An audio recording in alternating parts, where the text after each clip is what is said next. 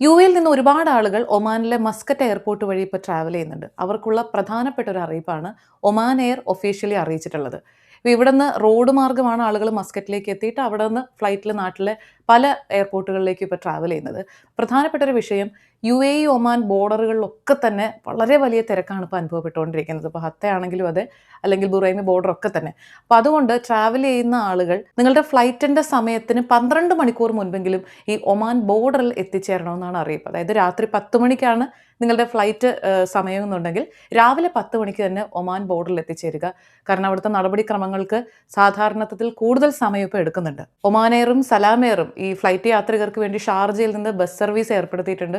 അപ്പോൾ അങ്ങനെയുള്ളവരും ഈ കാര്യം പ്രത്യേകം ഒന്ന് ശ്രദ്ധിക്കുക. ഈ ബോർഡറിലെ ഒരു താമസം കൊണ്ട് നിങ്ങളുടെ ഫ്ലൈറ്റ് മിസ്സാവുന്ന ഒരു സാഹചര്യം ഒഴിവാക്കാൻ വേണ്ടിയാണ് ഒമാൻ എയർ ഇങ്ങനെ ഒരു പ്രധാനപ്പെട്ട കാര്യം ഇപ്പോൾ യാത്രക്കാരെ അറിയിച്ചിട്ടുള്ളത്.